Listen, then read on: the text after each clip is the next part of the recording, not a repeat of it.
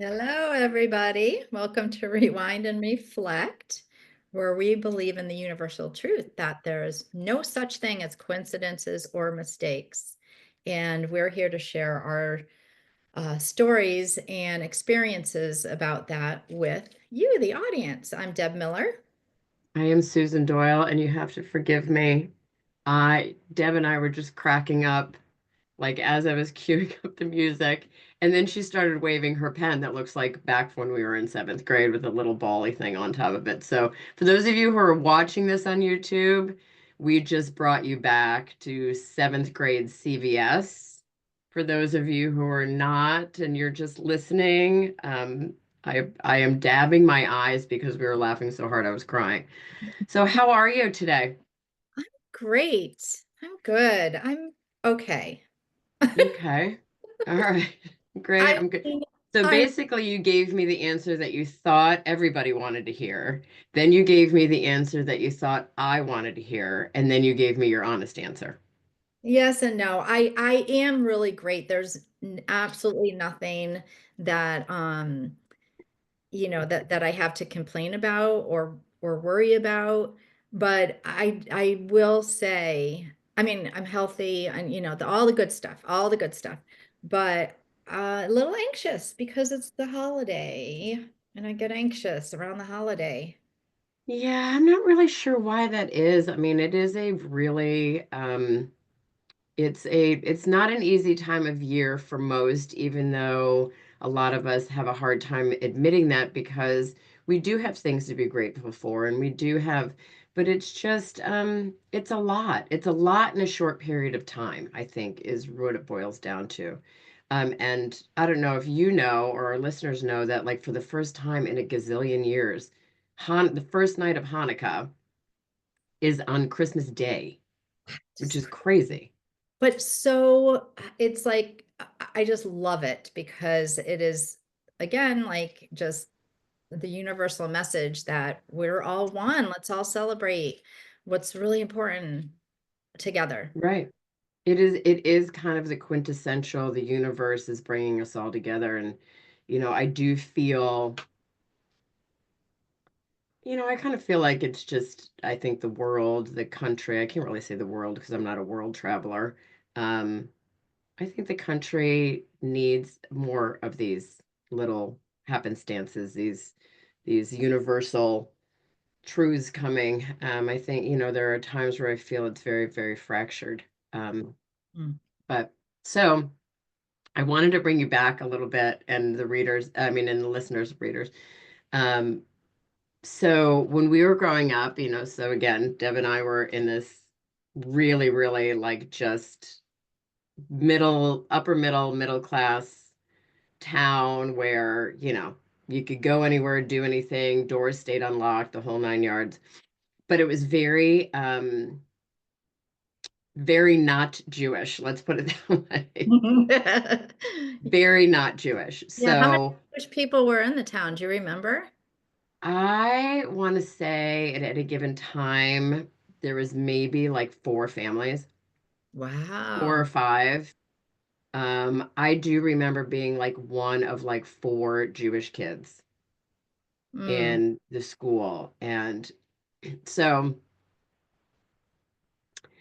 it was like, it was hard because nobody, at that time, nobody really, again, had any Jewish friends or Jewish neighbors. So it was like this sort of weird, mysterious thing, right? There was no temple in Avon, so we had to go out of town to go to temple, even though we were not weekly temple people. We were kind of the equivalent of people who go to church on Christmas and Easter. And Hanukkah religiously is not a big holiday. It is not one of like it's a major holiday in the sense that it's around Christmas, so it's become commercialized. In the sense of you're ranking the religious holidays of Judaism, Hanukkah is not a super religious holiday. Is Passover the biggest holiday? Actually, Rosh Hashanah and Yom Kippur is the biggest, and it's the Day of Atonement. So it's a Huh? very serious, kind of solemn holiday. You're supposed to fast and things like that. Rosh Hashanah is the Jewish New Year, Mm. which is very festive.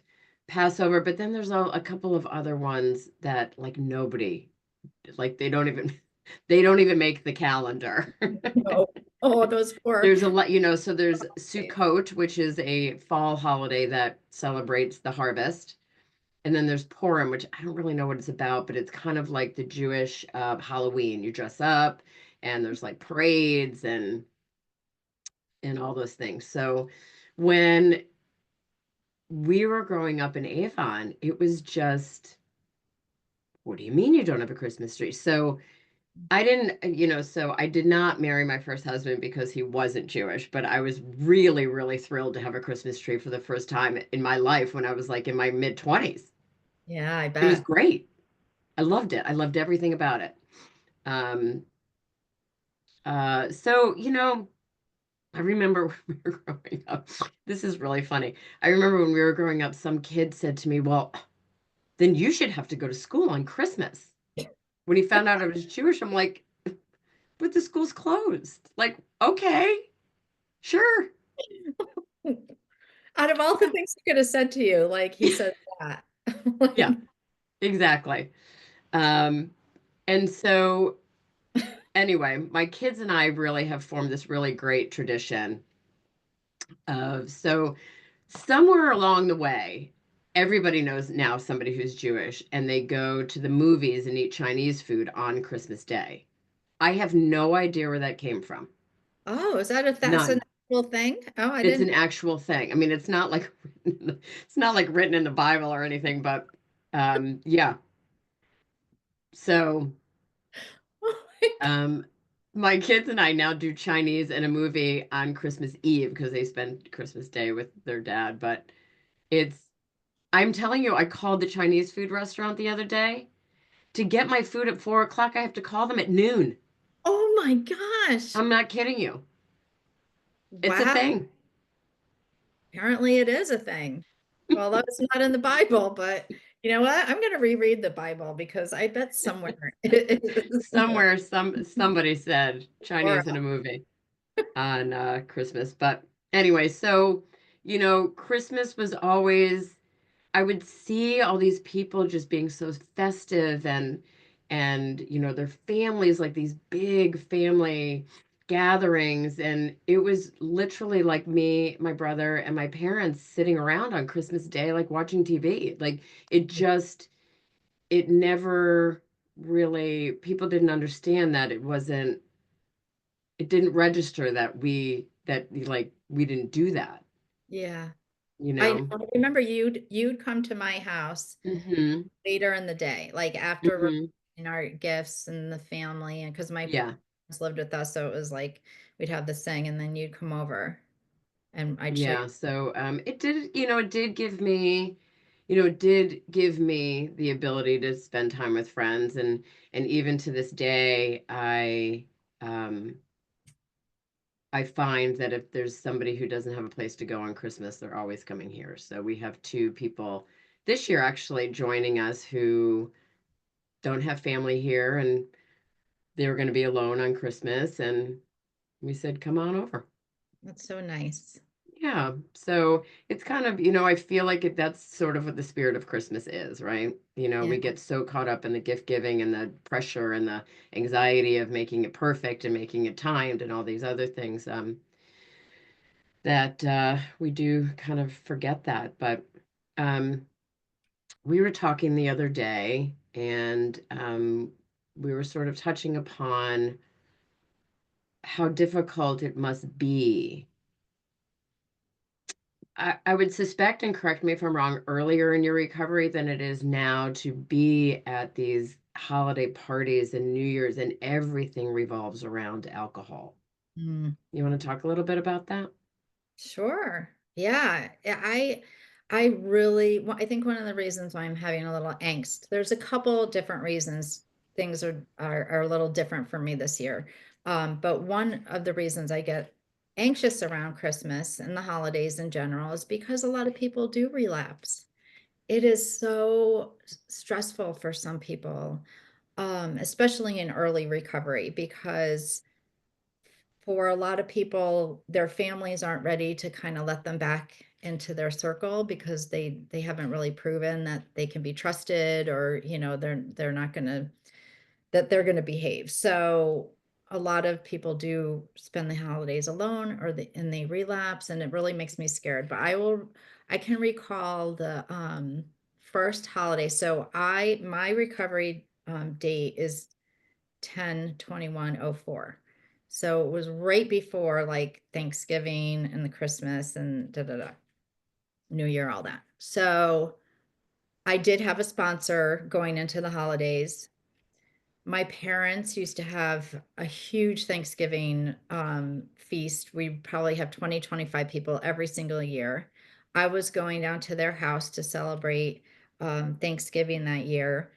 And my sponsor said to me, I want you to call me every hour on the hour.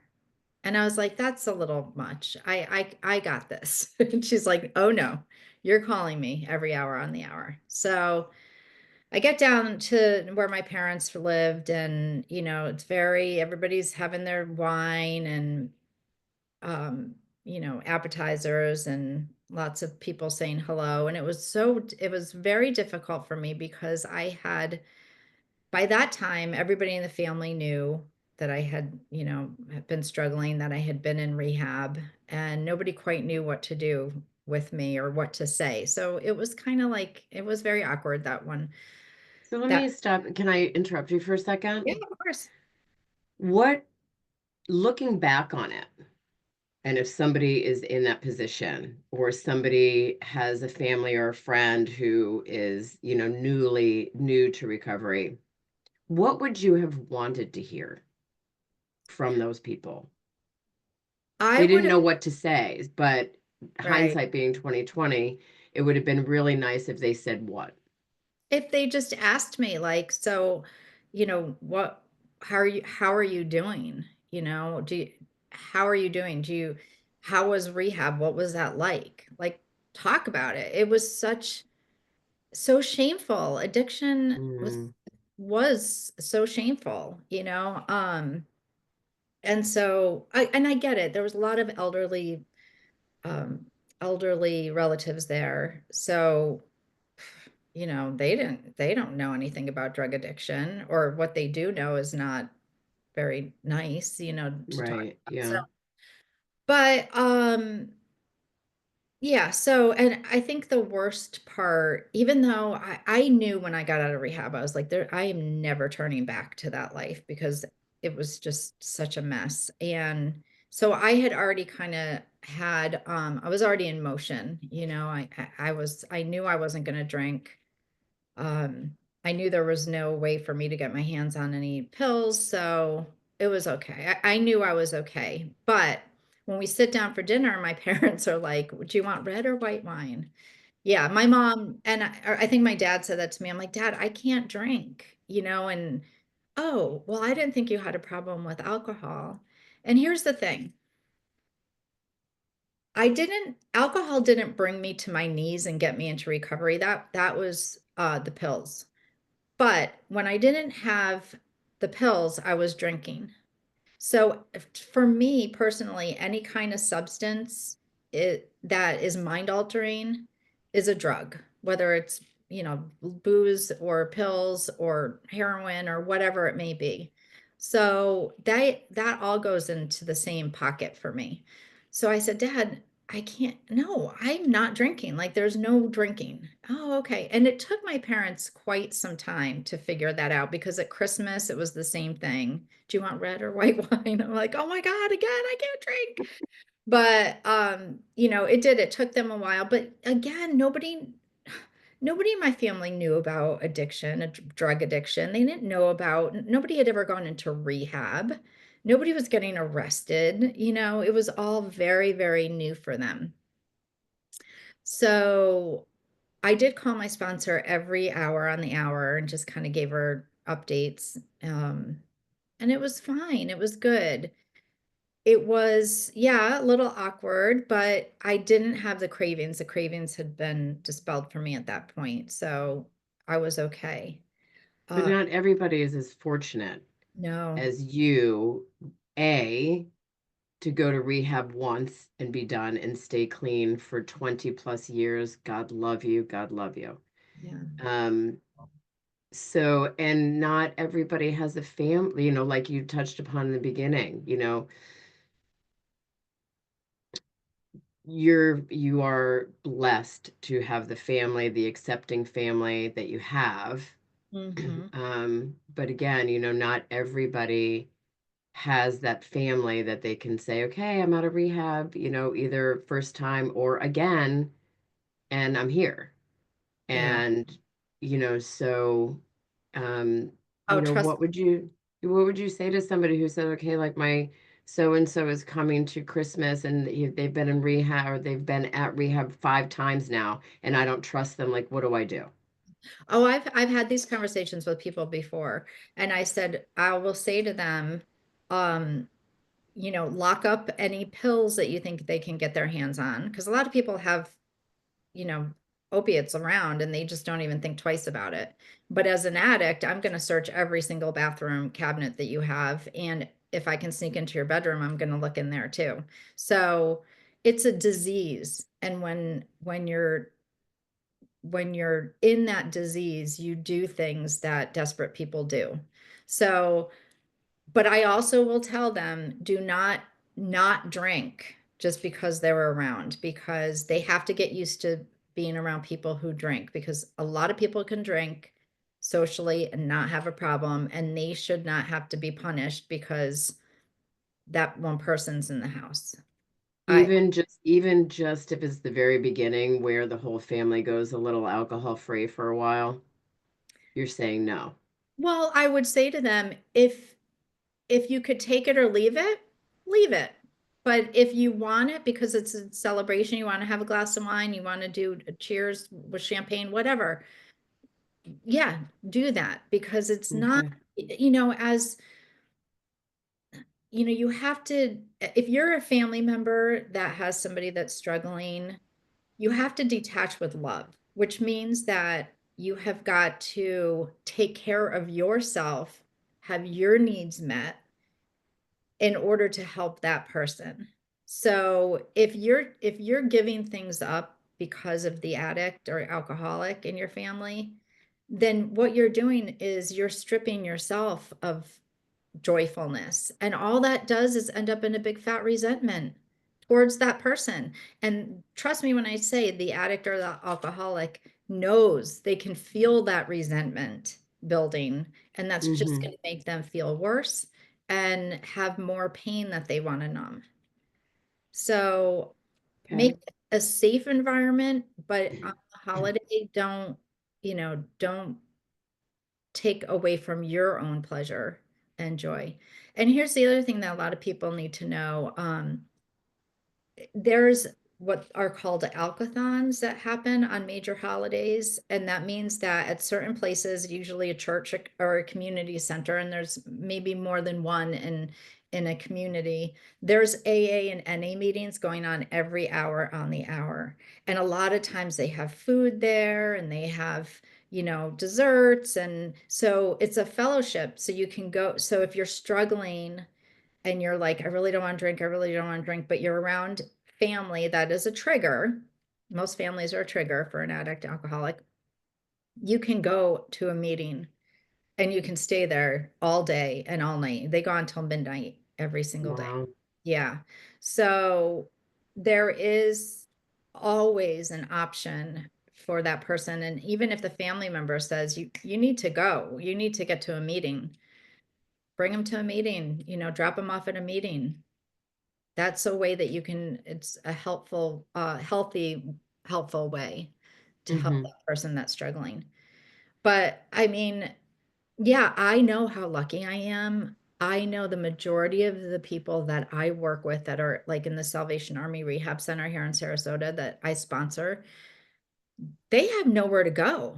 They have either a family that is fucked up, drinking, drugging, abusive. So they leave the safe environment and that's where they have to go to.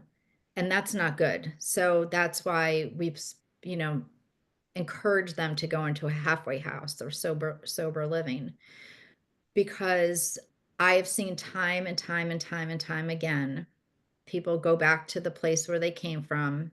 They're too early in sobriety and they relapse. And that's usually the number one cause. They go back into the same atmosphere that they were in, the same environment that they were in, that they started drinking and drugging in. Okay. Yeah. So I wish, I know just history tells me that the holidays are going to have some people relapsing, and it really just breaks my heart. And I tell my sponsees that, let's just say, instead of Christmas Day, let's just say this is just Wednesday, or like for How, Thanksgiving. why don't you pretend you're Jewish? Yeah. It's Yeah. just another day. Just another day. And Yeah. Thanksgiving is just a Thursday. But it because we have this image of like these Norman Rockwell uh Yes. Christmases, right? Yes. And that's what people are thinking, like, oh my gosh, there's this laughter and, homemade food and everybody And loves. it usually is like somebody telling somebody else to fuck off, and Yes. somebody's late, and the other person's pissed off because they have to go someplace else. The kids are crying. They need an, like, please. It's never the way we imagine it to be in our minds. And if we just take that away and just Right. say, like, okay, so today's, Wednesday, and we're just going to get together with some family and leave when it's time to leave, or when you want to leave, or when it starts getting too crazy, because people do drink. And when people drink, a lot of them, their inhibitions go down and they start saying things, talking politics, religion, whatever. And when you're newly in recovery, you are really holding on tight to your higher power. And so if Mm-hmm. somebody comes and starts to question your higher power or say, ah, that's a bunch of bullshit, it's not going to be good. So, Yeah, you said something that touched on me. It touched something in my mind where, having expectations or speculating about something, it usually, I would gonna say 99.99% of the time ends in disaster. yeah, Because we can expect something, but the universe has something else planned, right, right? And we can speculate till we're up every night, wringing our hands, and all the speculation is not going to change the course of action that the right. universe has in store, right? Yeah. Um, So every so, day you just do the best you can, and everything else is out of your control, you know? right, which So, is the way we should live every day. yes, So for why do sure. we and then when you think about it that way, as you live that mantra every day, Thanksgiving becomes just another Thursday, and Mhm. Christmas Eve and New Year's and Hanukkah and Easter and Passover and everything becomes just a day, just a dinner, just a meal. Right. And yeah. Yeah, I remember growing up and having my mom always just made Christmas so special. She really did. And there was always a house full of people. And I know that there was an undercurrent, I'm sure, throughout the adults, because how, one person's Of always in course. that, cleaning up everything, and the other person, so whatever. But so when I grew older and I had my son and I was on my own, my parents had moved to Florida. My brothers were remarried and had their own families. And it started to become really sad and depressing for me, because I just wanted Hunter to be like, have that Christmas magic that I had growing up. But Hmm. I was never, so you remember I got I got clean when he was like 5 going on 6. So it's right at that time when it's like, Santa's real Yeah. and all that stuff. Hmm. But I was never, I just felt like I constantly failed him in having Christmas be magical because, I mean, I look back on it now and it, he was very happy and, whatever. He believed in Santa and we had a little Christmas tree and everything, but I was living in this tiny little apartment. Um, and it wasn't filled with lots of family. There was a handful of us, and then we would go over to other people's houses. I guess my point is I grew up with lots of traditions, and I was not able to raise Hunter with lots of traditions because of our circumstances. Um, so we'd spend a lot of Christmases going to family members' houses, and then they would, like my brother ended up getting a divorce, and then there were times when, it was just the two of us. So it was very different looking. And this year it's just going to be the four of us, my mom, my dad, Hunter and me, and another couple of family friends of ours.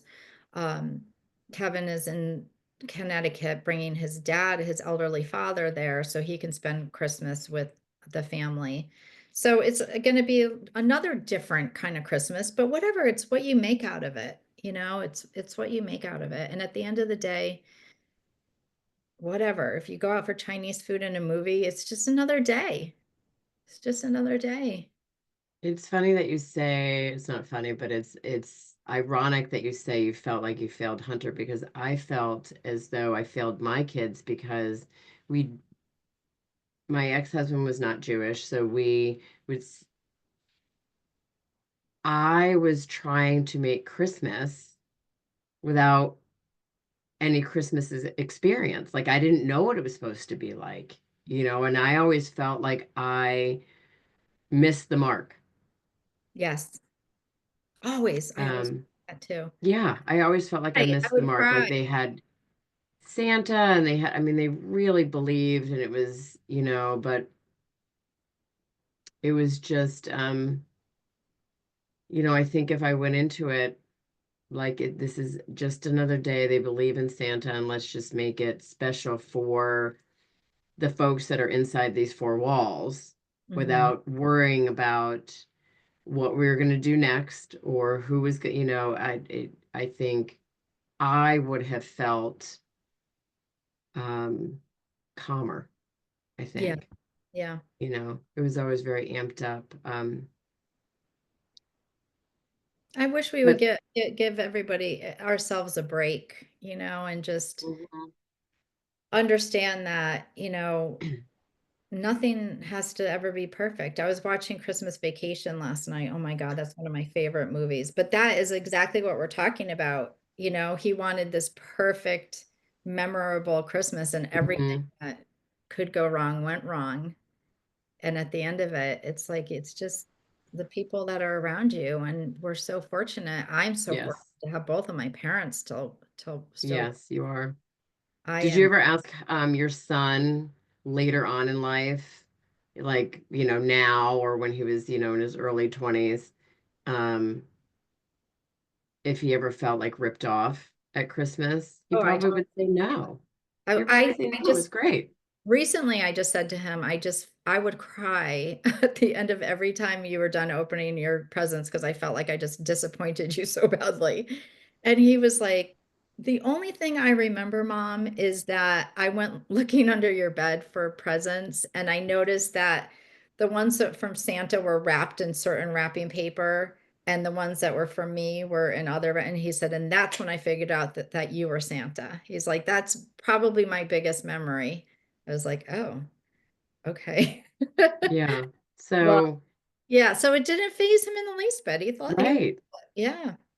And I think, again, the universe has a path. The universe is showing you the way, and I think if you just that's the way it had to be. Yeah, that's right.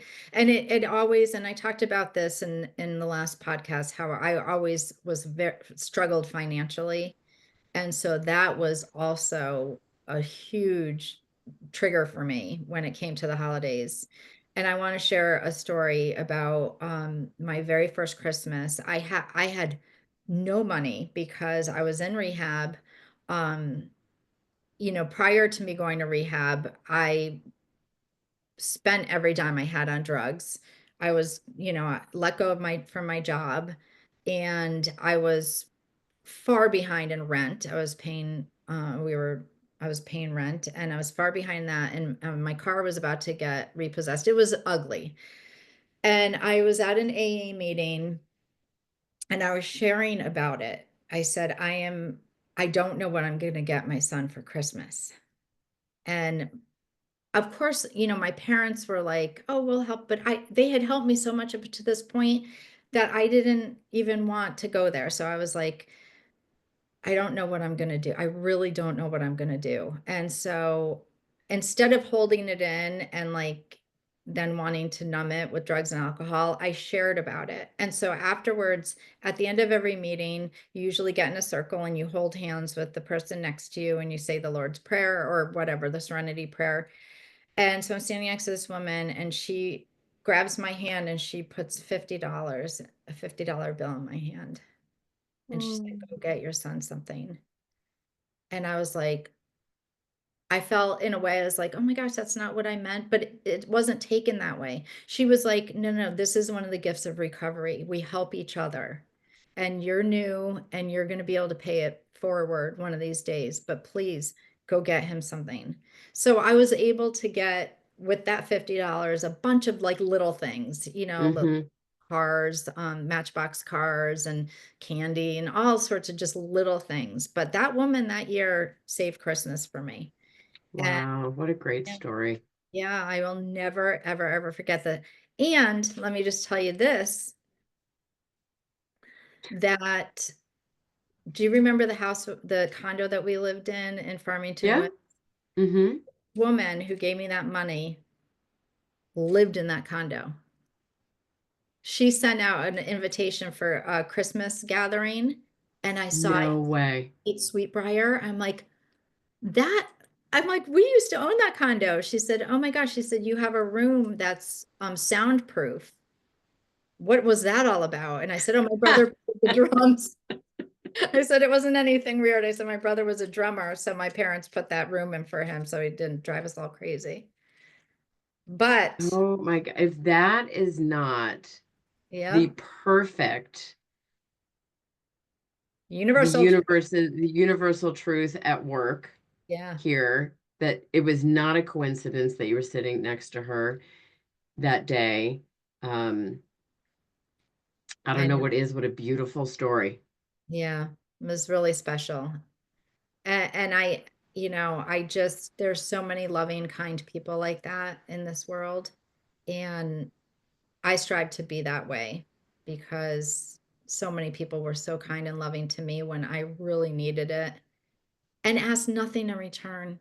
Nothing in return. Just when you can, you pay it forward to somebody else. That was it. And I Well, love, I mean, the best way to give, and again, it goes back to having no expectation of what's going to be returned. You give for the sake, for truly the gift of giving without any expectation to get anything in return. And that is the most beautiful gesture Mhm. ever. Absolutely. I think Absolutely. that's a great place to end. That, like, I started crying. Like, when you told me that story, that's wonderful. Yeah, it's a special story. I want to talk about this for 1 second. I've said Does in it have googly eyes? Because I just heard something. now that I think they're like little beads in there. Okay, so in the past, I've said, I don't think I've said it on this podcast, but I know I've said it to you, that I feel like my head is much bigger than the normal human being's head because I'm constantly having to hold it up. So, Got a lot of knowledge in there, Deborah. no, it's just a lot of something, but not knowledge. But anyways, so my girlfriend gave me this little, it's just, she gave me a little gift, and this was part of it. It's so soft. And it is going to be the perfect little thing for me to rest my head on while we talk. Because, yes, that's one thing about me that my head seems to be heavier than normal human beings. Nobody else has to hold their head up except for me. Nobody. Nobody. Mm-mm. So, anyway, No. my friend ain't right. Well, I would like to take an opportunity to thank so many people who have tuned in, have listened to our first two episodes. We've heard from people from high school and grade school, and we had I'm blown away about how many people have listened to the first two episodes. So I do want to thank everybody and the people who just wrote a little note. Um, and we know you're listening because Deb and I both got stories about the falling iguanas, which is hysterical. So we know that you actually listened and didn't just start it and walk out of the room. But yeah, we both appreciate each and every one of you. We both want to wish you a beautiful, beautiful Christmas and or Hanukkah. Mm. And if you'd like to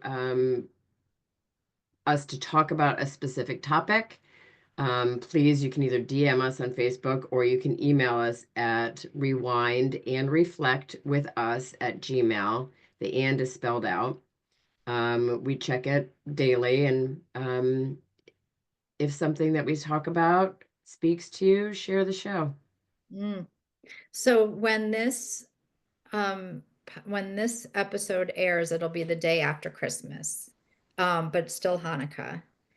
And then, so we want to also wish you a very, very healthy, happy, and safe New Year, because you'll see this episode before New Year's Eve. So Yes. yeah, so Happy New Year. Love you. Love you too. Namaste, everybody. Namaste.